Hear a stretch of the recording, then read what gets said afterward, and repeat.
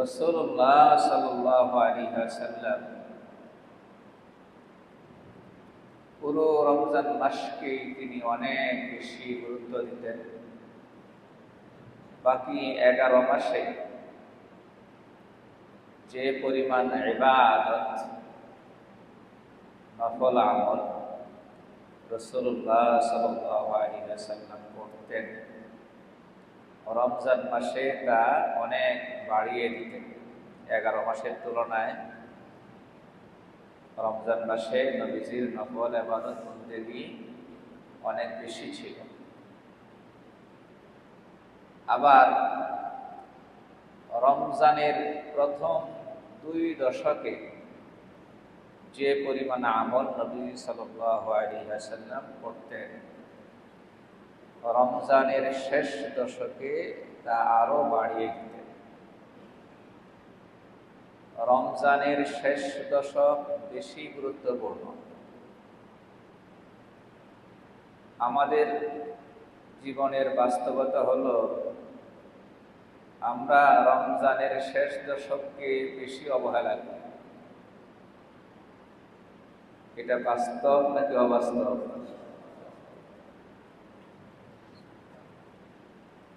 রমজানের প্রথম তারাবিতে যে পরিমাণ মুসল্লি ছিল, দ্বিতীয় তারাবিতে বোঝা না গেলেও তৃতীয়, চতুর্থ, পঞ্চম তারাবিতে গিয়ে বোঝা গেছে যে কিছু কমা শুরু হয়ে গেছে। রমজানের মাঝামাঝি আসতে আসতে অনেক কমে গিয়েছে। শেষ দশকে আমাদের দ্বারা সবচেয়ে বেশি অবহেলা হয়। নফল আমল তো দূরের কথা, ফরজ ওয়াজিব পর্যন্ত আমরা ঠিক রাখতে পারি না। এজন্য এই বিষয়টাকে চিন্তায় রেখে এই রমজানটা অন্তত আমরা ভালোভাবে কাটানোর নিয়ত করি, যে এই রমজানের শেষ দশক আমরা কাজে লাগাবো ইনশাআল্লাহ। রাসূলুল্লাহ সাল্লাল্লাহু আলাইহি ওয়াসাল্লাম যেভাবে কাজে লাগাতে বলেছেন। রমজান হলো আল্লাহর তরফ থেকে বান্দা বিশেষ কিছু অর্জন করার মাস। তো রমজান যখন শেষ হতে যাবে তখনই তো ফসল ঘরে তোলার সময় হবে। রমজান যখন শেষ হতে থাকবে তখনই ফসল ঘরে তোলার সময় হবে। তো স্বাভাবিকভাবেই ওই সময় একটু বেশি খাটতে হবে, কৃষকের মতো আর কি। কৃষক সবসময় কষ্ট করে, কিন্তু ফসল ঘরে তোলার সময়টাতে কষ্ট বেশি করে এবং আনন্দের সাথে করে। আনন্দের সাথে সমস্যাটা এই জায়গায়, দুনিয়ার ফসল চোখে দেখি, আখেরাতের ফসল চোখে দেখি না। কৃষক যে ফসল ঘরে তুলে চোখের সামনে থাকে, আর রমজান মাসকে কাজে লাগিয়ে যে ফসলটা আমরা আমাদের ঘরে তুলব, এটা আমরা খালি চোখে কি করি না, দেখি না বলেই তো ইমানের বিষয়। ইমান কি দেখা বিষয়ের উপর হয় নাকি না দেখা বিষয়ের উপর হয়? দেখার পরে তো আর ইমান থাকে না। এই জন্য মানুষ যখন একেবারে শেষ মুহূর্তে থাকে, মালাকুল মাউত এসে যায়, মৃত্যুর ফেরেশতারা এসে যায়, পরকাল তার সামনে দৃশ্যমান হয়ে যায়, ওই সময় যদি ইমান আনে, আগে ইমান আনে নাই, ওই সময় এনেছে, গ্রহণযোগ্য হয় নাকি? আগে তাওবা করেনি, ওই সময় করা শুরু করেছে, তাওবা কবুল হয়? ফেরাউন ইমান এনেছে, এই তত্ত্ব খুদ কোরআনে আছে। ফেরাউন ইমান এনেছিল, কিন্তু কখন এনেছিল? গায়েব যখন গায়েব নাই, শাহাদা হয়ে গিয়েছে, অদৃশ্য জগৎ যখন দৃশ্যমান হয়ে গিয়েছে, মৃত্যুর ফেরেশতাকে যখন দেখে ফেলেছে, তখন বুঝেছে মুসা যা বলতো তা ঠিকই বলতো। তখন বলছে যে মুসার রবের উপর ঈমান আনলাম। আল্লাহ তাআলা সেই ঈমান কি করেন নাই, কবুল করেন নাই। তো ঈমান না দেখা বিষয়ের উপর নির্ভর করে। এই জন্য আমরা আল্লাহ এবং আল্লাহ রসুলের কথাকে বিশ্বাস করব মনে প্রাণে এবং 100 বার মনের মধ্যে বারবার জাগাবো যে আল্লাহ যা বলেছেন 100 ভাগ সত্য বলেছেন, রাসূলুল্লাহ সাল্লাল্লাহু আলাইহি ওয়াসাল্লাম যা বলেছেন 100 ভাগ সত্য বলেছেন, আমাদের বুঝে আসুক বা না আসুক। আমল আল্লাহর তরফ থেকে আমাদেরকে করতে বলা হয়েছে, এগুলোর ফজিলত ঘোষণা করা হয়েছে, বিনিময় ঘোষণা করা হয়েছে। তো ফজিলত আমাদের বুঝে আসুক বা না আসুক, চোখে দেখি আর না দেখি দেখার জিনিস না। আল্লাহ রসুল যেহেতু বলেছেন ওটা মাথায় রাখতে হবে, চিন্তায় রাখতে হবে, বিশ্বাস রাখতে হবে এবং সেই অনুপাতে আমলের প্রতি অগ্রসর হইতে হবে, ধাবিত হইতে হবে। আল্লাহ তাআলা এই উম্মতকে অন্যতম একটা শ্রেষ্ঠ রাত দিয়েছেন, অন্যতম শ্রেষ্ঠ একটা রাত দিয়েছেন। এই রাতের নাম হচ্ছে লাইলাতুল কদর। কদর মানে হচ্ছে মর্যাদা, মর্যাদার রাত। এই রাতটা মর্যাদাপূর্ণ। এই রাতকে যারা আমলের মাধ্যমে কাজে লাগাবে তারাও হয়ে যাবে মর্যাদা, তারা অনেক দামি হয়ে গেছে। এই রাত মর্যাদাপূর্ণ। কি কারণে মর্যাদাপূর্ণ? যে এই রাতে আল্লাহ তাআলা সর্বশ্রেষ্ঠ আসমানি কিতাব কোরআনে কারীম নাজিল করেছেন। যে রাতে কোরআন নাজিল হয় এই রাত তো কি হবে, দামি হবেই হবে। কোরআন যেহেতু দামি, সর্বশ্রেষ্ঠ আসমানি কিতাব, ঠিক না? আল্লাহ তাআলা বলছেন ইন্না আনসালনাহু ফি লাইলাতিল কদর, আমি এই কোরআনকে অবতীর্ণ করেছি কদরের রাতে।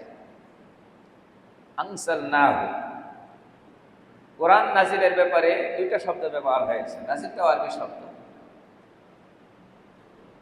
কোন কোন জায়গায় আছে আনসালনা, কোন কোন জায়গায় আছে নাযালনা। একই অর্থ, অবতীর্ণ করা, তবে একটু ভিতরে পার্থক্য আছে, সূক্ষ্ম পার্থক্য। আনসালনা হচ্ছে এক দফায় অবতীর্ণ করা, আর নাযালনা মানে হচ্ছে দফায় দফায় অবতীর্ণ করা। কোরআনের ক্ষেত্রে দুই কথাই সঠিক। কোরআন এক দফায় নাজিল হয়েছে, আবার দফায় দফায় নাজিল হয়েছে। এক দফায় নাজিল হয়েছে লাউহে মাহফুজ থেকে দুনিয়ার আকাশে বাইতুল ইজ্জা নামক স্থানে, এক দফায় নাজিল হয়েছে পুরনো কোরআন। আর দুনিয়ার আকাশের বাইতুল ইজ্জা থেকে রাসূল কারীম সাল্লাল্লাহু আলাইহি ওয়াসাল্লামের কাছে এই দুনিয়ায় নাজিল হয়েছে অল্প অল্প করে 23 বছর সময় নিয়ে। এখানে হচ্ছে নাযালনা। এই ব্যাপারে ছোট্ট একটা ঘটনা বলে ফেলি। ইন্ডিয়াতে একবার এক খ্রিস্টান পাদ্রী বাজারে লেকচার দেওয়া শুরু করছে। তো মানুষের একটা অভ্যাস আছে, কেউ যদি লেকচার দেওয়া শুরু করে তাহলে চারপাশে মানুষ ঘিরে দাঁড়ায়, কথা শুনতে থাকে, এবার যাই বলে। তো খ্রিস্টান পাদ্রী সেখানে মূলত খ্রিস্ট ধর্মের দাওয়াত দিতেছে এবং সে বলতেছে যে মুসলমানরা যে একটা কথা বলে বেড়ায় ইনজিল বিকৃত হয়ে গিয়েছে, সেই কথা ঠিক না। ইনজিল বিকৃত হয়নি, এটা সুরক্ষিত আছে, সংরক্ষিত আছে অবিকৃত অবস্থায়, এবং এটা কিয়ামত পর্যন্ত অবিকৃত অবস্থায় সংরক্ষিত থাকবে। এই ওয়াদা খুদ কোরআনে কারিমে আল্লাহ তাআলা করে রেখেছেন। মুসলমানদের কোরআনে এই ওয়াদা আছে, এই দাবি করতেছে। মুসলমানদের কোরআনেই নাকি এই কথা বলা আছে যে ইনজিলকে আল্লাহ তাআলা কি করবেন, হেফাজত করবেন, সুরক্ষিত রাখবেন। কোরআনে কোন জায়গায় বলা আছে ইন্না নাহনু নাযালনা যিকরা ওয়া ইন্না লাহু লাহাফিজুন। আল্লাহ বলছেন যে আমি জিকির নাজিল করেছি, জিকির মানে উপদেশ, শাব্দিক অর্থে আমি জিকির নাজিল করেছি আর আমি একই হেফাজত করব। মুসলমানরা এখানে জিকিরের দ্বারা উদ্দেশ্য নেয় কোরআন। কোরআনের অনেকগুলো নাম আছে, তার মধ্যে এক নাম হচ্ছে আর জিকির। তো মুসলমানদের দাবি হলো এখানে কোরআনের ব্যাপারে বলা হয়েছে, জিকির মানে কোরআন, কোরআনকে আল্লাহ তাআলা নাজিল করেছেন আর একে কিয়ামত পর্যন্ত তিনি হেফাজত করবেন। খ্রিস্টান পাদ্রী দাবি করতেছে এখানে জিকির মানে হচ্ছে ইনজিল। জিকির মানে কি? ইনজিল। এখন সাধারণ মুসলমান যারা, এরা কি আর এই কথার জবাব দিতে পারবে নাকি? তখন ওই জায়গার মধ্যে একজন মাদ্রাসা পড়ুয়া ছেলে দাঁড়ানো ছিল। ছেলেদের কৌতূহল একটু বেশি থাকে বয়স হিসাবে। সে খ্রিস্টান পাদ্রীর চ্যালেঞ্জ গ্রহণ করলো, বলল যে আপনি ভুল বলছেন, এখানে যে জিকির ব্যবহার করা হয়েছে এটা কোরআন উদ্দেশ্য হবে, এর দ্বারা ইনজিল হতে পারে না। কয় কেমনে? তুমি বলবা কোরআন, আমি বলবো ইনজিল, ফয়সালা কেমনে করবা? কয় ফয়সালা ওই নাযালনা শব্দ দিয়ে, কারণ অভিধানে নাযালনা মানে হচ্ছে দফায় দফায় নাজিল করা, কিস্তি কিস্তি নাজিল করা, ভাগ ভাগ করে করে নাজিল করা। এবার আপনি বলুন আপনাদের ইনজিলের ক্ষেত্রে কি এরকম কোনো কিছু আছে? ইনজিল তো ঈসা আলাইহিস সালামের উপর এক দফায় নাজিল হয়েছে একসঙ্গে, তাওরাতের ক্ষেত্রে ওইটা। এইবার পাদ্রী আটকে গেছে, কথা তো ঠিক, নাযালনার মানে যদি হয় কিস্তি কিস্তি নাজিল হওয়া, এটা তো কোরআনে কি বলে ইনজিলের ক্ষেত্রে খাটে না। ইনজিল তো এক দফায় নাজিল হয়েছে, কোরআন কি হয়েছে? দফায় দফায় নাজিল হয়েছে, এবং এক দফায় নাজিল হয়েছে লাউহে মাহফুজ থেকে দুনিয়ার আকাশ। তাহলে ইন্না আনসালনাহু ফি লাইলাতিল কদর, আমি আল্লাহ কোরআন নাজিল করেছি, এই কোরআনকে নাজিল করেছি কদরের রাতে। থেকে কোথায়? লাউহে মাহফুজ থেকে দুনিয়ার আকাশে বাইতুল ইসা। এক তাফসীর।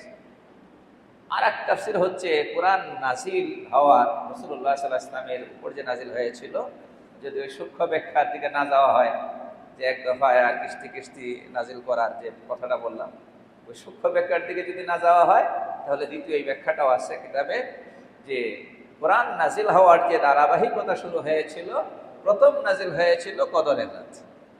রাসূলুল্লাহ সাল্লাল্লাহু আলাইহি ওয়াসাল্লামের কাছে প্রথম ওহী এসেছিল কদরের রাত।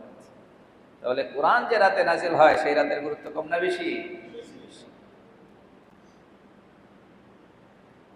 আল্লাহ তাআলা সূরা দুখানে এই রাত সম্পর্কে বলেছেন, ইন্না আনসালনাহু ফি লাইলাতিন মুবারাকা, আমি কোরআন নাজিল করেছি একটি বরকতময় রাতে। যে রাতে কোরআন নাজিল হয়েছে এই রাত বরকতময় হবে কি হবে না? কোরআন যেহেতু বরকতময় কিতাব, যে রাতে নাজিল হবে সেই রাতে কি হবে? বরকতময় হবে। কোরআনের সাথে বরকত আছে, কোরআনের সাথে কি আছে? বরকত আছে। যেখানে কোরআন সেখানেই বরকত, যেখানে কোরআন সেখানেই বরকত। যে ঘরে কোরআন পড়া হয় সেই ঘরে বরকত আছে না নাই? আর যে ঘরে কোরআন পড়া হয় না সেই ঘরে বরকত থাকার সম্ভাবনা আছে নাকি না থাকার সম্ভাবনাই বেশি? হ্যাঁ, এই জন্য কোরআনওয়ালা ঘর আমাদের ঘরগুলোকে বানাই। এবং সেই যুগটা অনেক ভালো ছিল, অল্পতে অনেক বরকত ছিল, অল্পতে অনেক বরকত ছিল। যে যুগে প্রতিটা ঘরে ফজরের পরে কোরআনে কারিমের তেলাওয়াত হতো, ঘরের পাশ দিয়ে হেঁটে গেলে কোরআনের তেলাওয়াত শোনা যেত। এই সময়টা ভালো ছিল।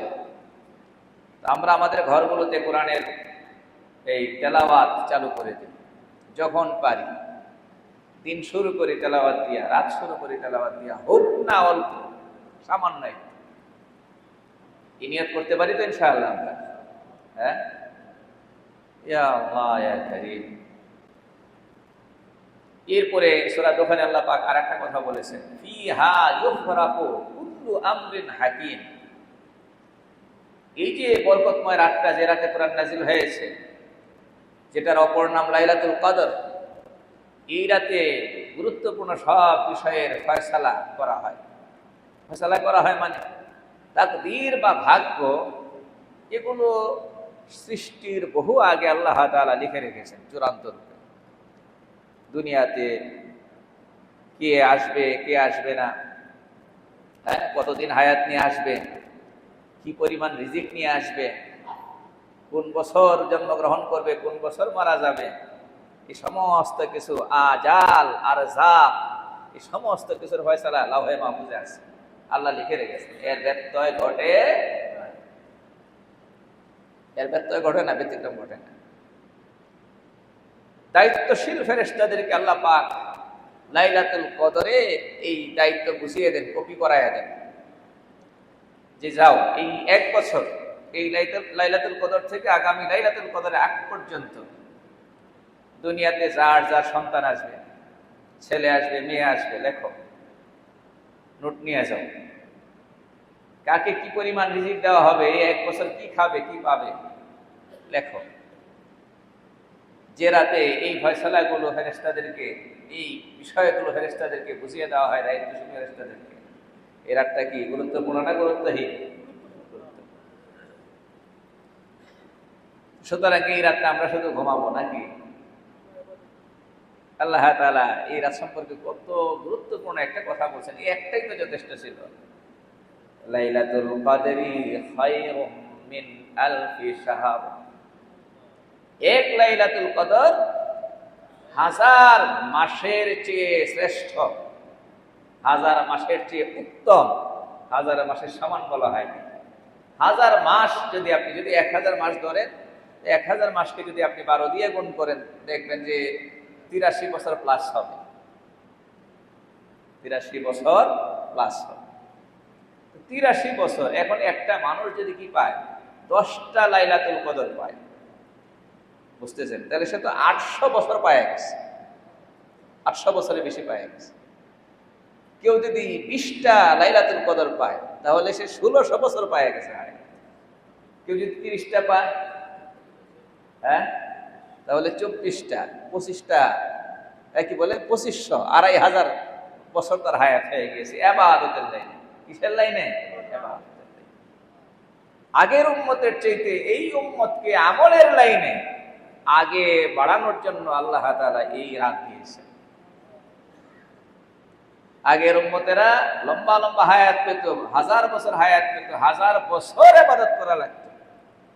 আর এই উম্মত 1000 বছরের ইবাদতের সওয়াব পেয়ে যাবে কেবলমাত্র এক রাতে ইবাদত, কেবলমাত্র এক রাতে ইবাদত। এই রাতটা যখন আসে, রাত শুরু হয়, ফজিলতপূর্ণ যে কোনো রাত শুরু হয় রাত 11টা বা 10টার পর থেকে না। আমাদের দেশের মানুষ ফজিলতপূর্ণ রাতগুলো শুরু করে কখন? এশার নামাজের পরে খতিব সাহেব, ইমাম সাহেব লম্বা একটা বয়ান দিয়ে, মোনাজাত দিয়ে, তারপরে কয় যে এইবার আমল করেন। অথচ রাত শুরু হয়ে গেছে কখন? সূর্য ডোবার সাথে সাথে। রাতের প্রথম অংশটা মিস, এরপরে ঘুমের সময় কি ইবাদত করবে? আল্লাহ তাআলার ফেরেশতারা, জিবরাইল আলাইহিস সালাম সহ অন্যান্য ফেরেশতারা আকাশ থেকে লাইলাতুল কদরে নামতে থাকে। ফেরেশতাদের আগমন ইঙ্গিত করে যে তারা আল্লাহর তরফ থেকে বরকত নিয়ে আসতে থাকে, রহমত নিয়ে আসতে থাকে, কল্যাণ নিয়ে আসতে থাকে। ফেরেশতাদের কাজই হলো এগুলো বহন করে আনা, এগুলো বহন করে আনা। এই জন্য যেখানে ফেরেশতাদের আগমন, এর মানে হচ্ছে সেখানে রহমত বরকতের আল্লাহর পক্ষ থেকে নজুল হচ্ছে, বর্ষণ হচ্ছে, সেখানে রহমত। কথা বুঝতে পেরেছি? এই জন্য হাদিসে আছে না, ওই ঘরে ফেরেশতা প্রবেশ করে না যে ঘরে প্রাণীর ছবি আছে অথবা কুকুর আছে। প্রাণীর ছবি আছে অথবা কুকুর আছে। তো ফেরেশতারা না আসলে কি যায় কি আসে? আরে কি যায় কি আসে না। ফেরেশতা না আসলে রহমত আসবে না, ফেরেশতা না আসলে বরকত আসবে না, ফেরেশতা না আসলে আল্লাহর পক্ষ থেকে কল্যাণের ফয়সালা হবে না। এই জন্য ঘরগুলোকে ছবি মুক্ত করি, ঘরগুলোকে ছবি মুক্ত করি। বিনা কারণে কুকুর না পুষি। বৈধ জায়গাগুলোতে পোষা যায়, কুকুর পোষার কিছু বৈধ জায়গা আছে, এর বাইরে অযথা শখের বশবর্তী হয়ে কুকুর পোষা না পোষা। ইয়া আল্লাহ ইয়া কারীম। তাহলে এই রাতের গুরুত্ব আছে না নাই? রাতটা কবে, এই রাতের ইবাদত কেমনে করব, এই রাত কবে আল্লাহ আল্লাহ রাসূলের তরফ থেকে নির্দিষ্ট করে বলে দেওয়া হয়নি। এই রাতটা যে রমজানে হবে এটা বোঝা যায়, রমজানে হবে যে এটা বোঝা যায়। সূরা কদরের মধ্যে বলা হয়নি রমজানের কথা, কিন্তু ওই সূরা বাকারায় বলে দেওয়া হয়েছে, শাহরু রমাদান আল্লাযী উনজিলা ফীহিল কুরআন। কোরআন নাজিল হয়েছে কোন মাসে? রমজান মাসে। কোন রাতে? কদরের রাতে। বাস হয়ে গেল। এবার দুইটা একসাথে করলে মাসও পাইলাম, রাতও পাইলাম। মাস পাইলাম সূরা বাকারা থেকে, আর রাত পাইলাম সূরা কদর থেকে, সূরা দুখান থেকে। তাহলে বোঝা গেল লাইলাতুল কদর কোন মাসে হবে? রমজান মাসে হবে। এখন রমজানের কোন তারিখে হবে এটা নবীজি বলে দেন নাই, আমাদেরকে একটা দায়িত্ব দিয়েছেন। নির্দিষ্ট করে দিলাম না, আমি বলে দিলাম না, তোমরা খুঁজে নাও। আমি বলে দিলাম না, কি করো? খুঁজে নাও। হাদিসের শব্দ হলো ইলতামিসু তাহাররাও। ইলতামিসু এর মানে হচ্ছে খুঁজে নাও, তোমরা খুঁজে নাও। তাহাররাও এর মানে হচ্ছে তোমরা খুঁজে নাও। বলে এটা কেমনে খুঁজবো?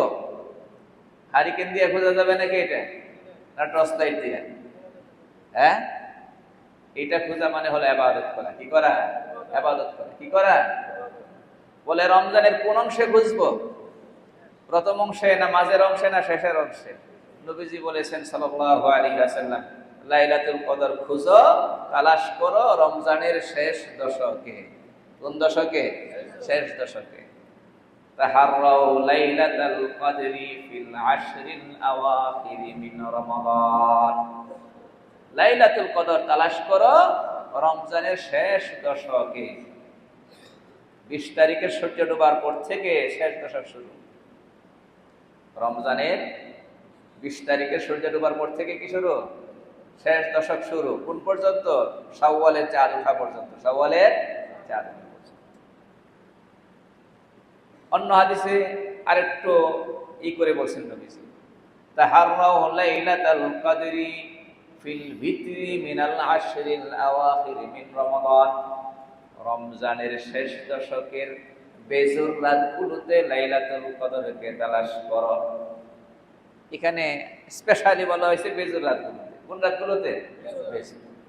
তাহলে 21, 23, 25, 27, 29, নাকি শুধু 27? তাহলে 27 নয়, শুধু 27 নয় বলছি না, কি বলছি? 27 নয়, শুধু 27 নয়। বেজুর প্রত্যেকটা রাত। আমরা 21-এও আমল করব, 23-এও করব, 25-এও করব, 27-এও করব, 29-এও করব। হ্যাঁ, 27-এ একটু বেশি করতে পারি, গুরুত্ব বেশি দিতে পারি। কারণ এটাকে ওলামায়ে কেরাম লিখেছেন যে আরজাল লায়ালি, সম্ভাবনার দিক থেকে বেশি সম্ভাবনা রাখে এই রাতটা। কোনটা? 27।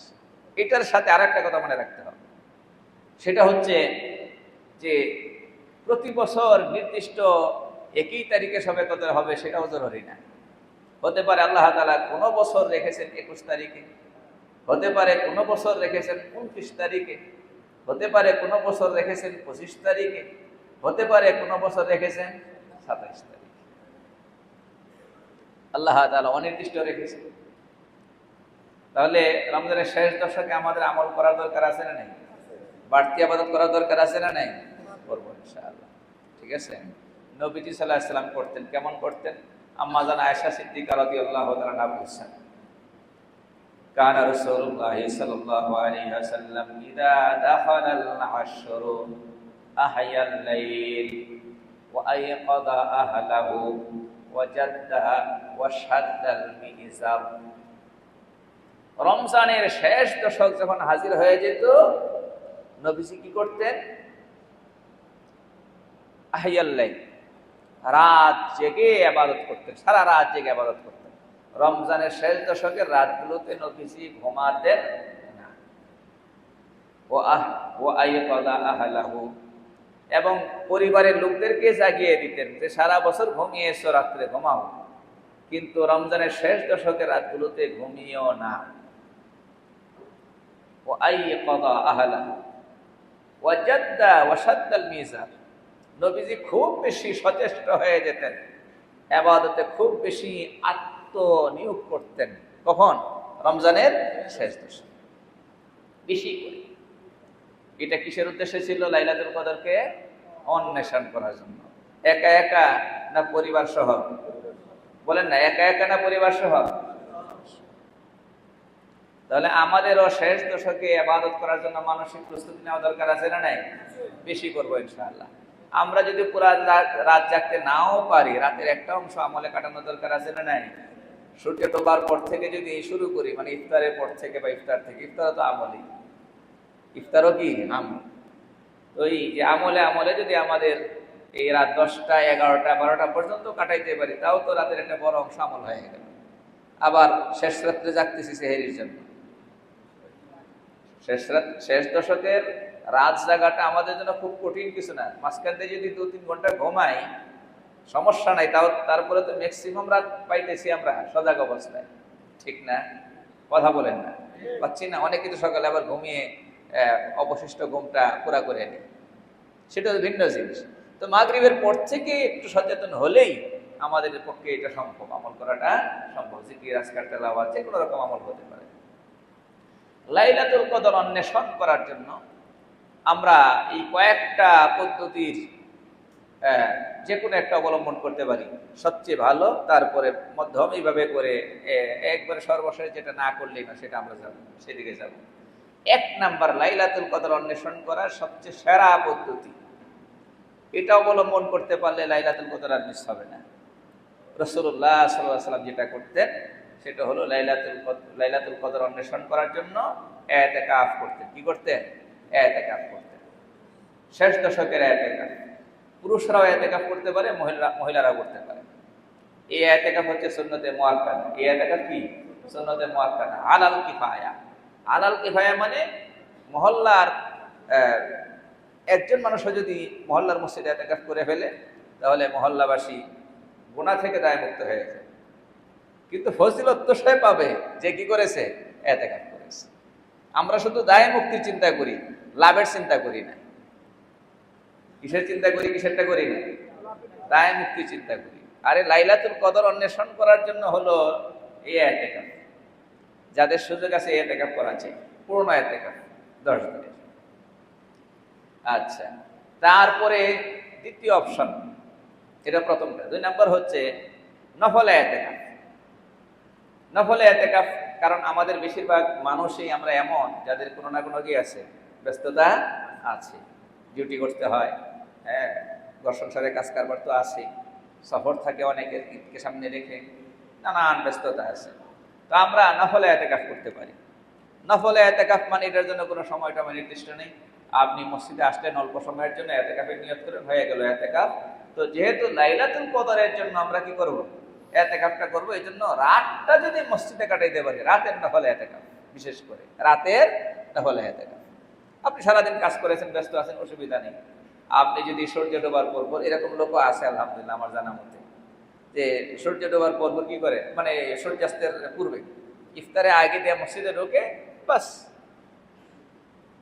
ফজরের নামাজ পড়ে বের হয় বা আরো পরে বের হয়। রাতগুলো ঘরে কাটালো না, রাতগুলো কই কাটালো না?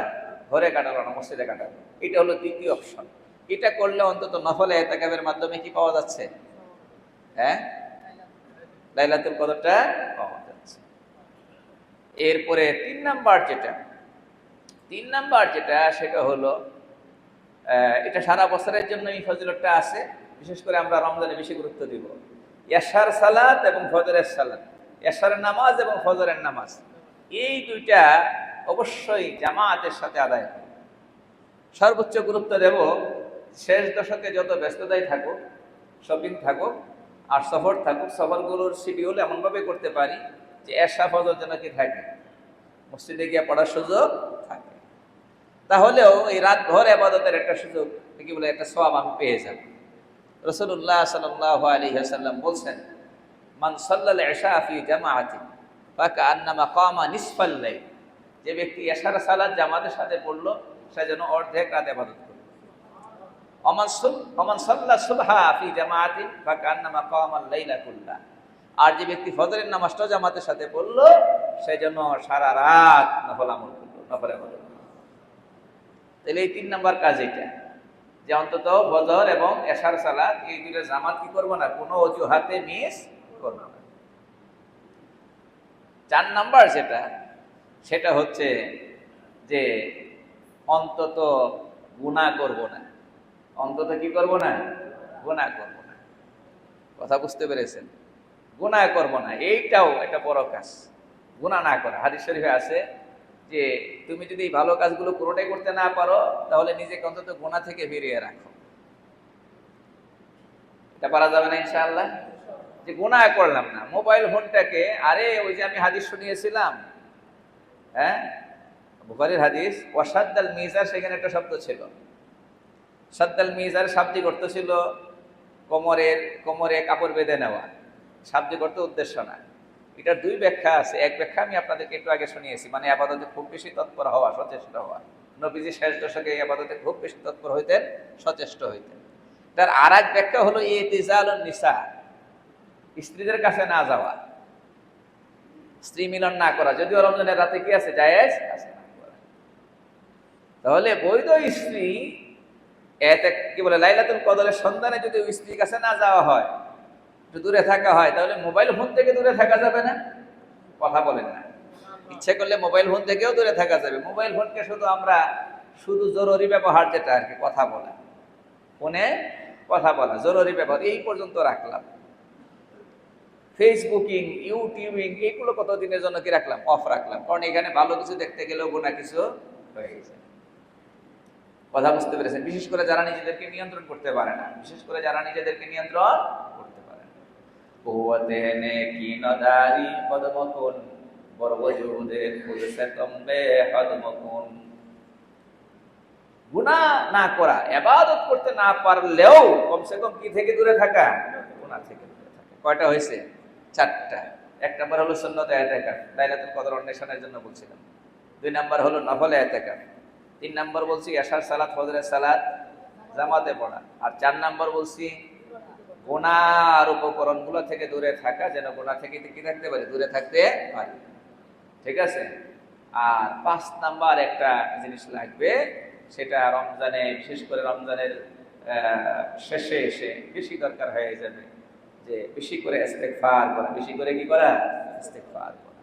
কারণ আমি আগেও আপনাদেরকে শুনিয়েছি, রমজানের সিয়াম, রমজানের কিয়াম, হ্যাঁ, তারাবি, তারপরে লাইলাতুল কদর, এই সবগুলোর ফজিলত নবীজি বলেছেন, গুফিরা লাহু মা তাকাদ্দামা মিন যামবিহি, তার অতীতের সকল গুনাহ মাফ করে দেওয়া হয়। তা বোঝা গেল এই সমস্ত আয়োজন, সিয়ামের আয়োজন, তারাবিহের আয়োজন, লাইলাতুল কদরের আয়োজন, টার্গেট হলো বান্দাকে গুনাহ থেকে মুক্ত করা। আর আল্লাহ তাআলা বান্দাকে মুক্ত করবেন, বান্দার দায়িত্ব হলো আল্লাহর কাছে কি করতে হবে, মুক্তির জন্য আবেদন করতে হবে। এই জন্য আমরা এই শেষ দিকে এসে ইস্তেগফারের পরিমাণ কমিয়ে দেব না, বাড়িয়ে দেব ইনশাআল্লাহ। আর বিশেষ করে শেষ রাত্রে, ওয়াবিল আসহারি হুম ইস্তাগফিরুন, ইস্তেগফারের যেহেতু সর্বোৎকৃষ্ট সময় হলো শেষ রাত্র, সেহরি খেতে যখন উঠি, হ্যাঁ, সেহরি খাওয়ার আগে পরে আমরা ইস্তেগফার করতে থাকবো। কি করতে থাকবো? ইস্তেগফার করতে থাকবো ইনশাআল্লাহ। আল্লাহ তাআলা আমাদেরকে আমল করার তৌফিক দান করুন।